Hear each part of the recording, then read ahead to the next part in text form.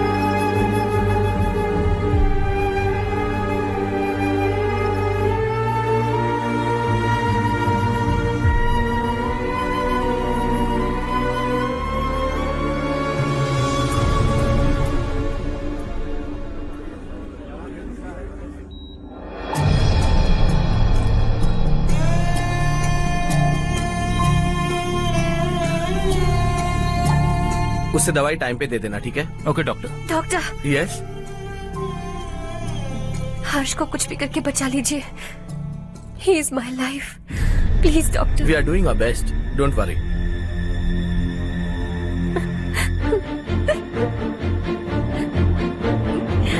मैं हर्ष के बिना नहीं जी सकती माँ। मैं उसे जान से भी ज्यादा प्यार करती हूँ। तुम ये कह रही हो कि तुम हर्ष को पहले से जानती हो? जानती हूँ, हम कॉलेज में ही मिले थे। हम एक दूसरे के बिना नहीं जी सकते। जब मुझे पता चला कि वो हमारे गांव के रविकांत जी का बेटा है तो मैं उनसे दूर होने लगी माँ। वो मुझे बिना बताए यहाँ पर आ गया माँ। उसे यहाँ पर देखकर मुझे लगा कि वो मेरे लिए आया है, इसलिए मैं उससे और दूर होने लगी। लेकिन वो मेरे लिए नहीं, इस गांव के लिए यहाँ पर आया था। वो अच्छा लड़का है पापा, आपसे, मुझसे, इस गांव से भी अच्छा है, बहुत अच्छा है।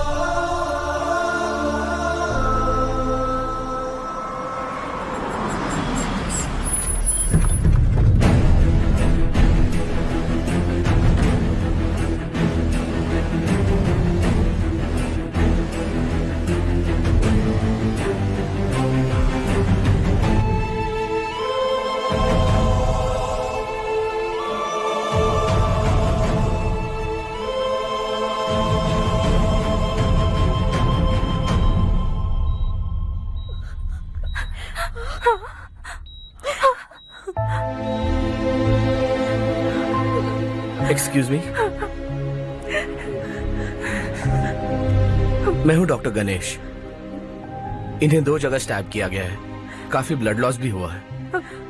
हमने सर्जरी की, नाउ इज ऑल राइट। इस हॉस्पिटल को इन्होंने अपनी देखरेख में बनवाया है। I felt very happy for what he was doing. इन्हें इस हालत में देखकर मुझे बुरा लग रहा है। I am sorry sir.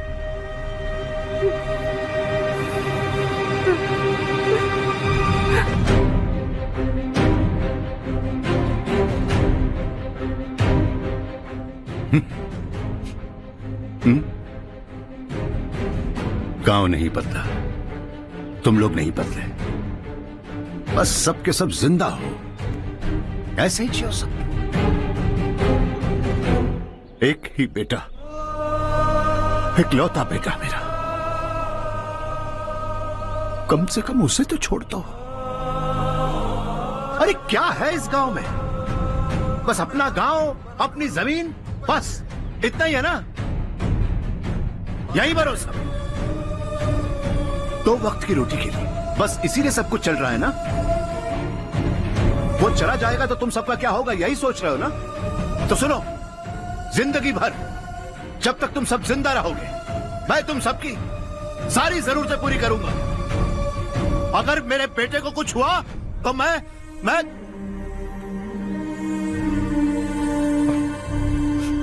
देखो, मैं हाथ जोड़ता हूं, मेरे बेटे को बख्श दो। मैं तुम सबसे अपने बेटे की भीख मांगता हूं, प्लीज।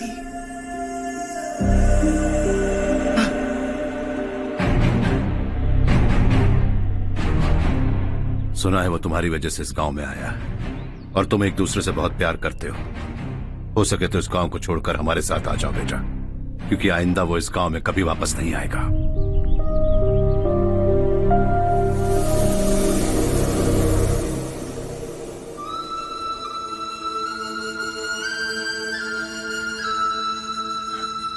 मुझे कुछ नहीं हुआ माँ, बस जरा सी चोट आई है। 5 लोग बेरहमी से मारे गए, उन्हें नहीं बचा सका।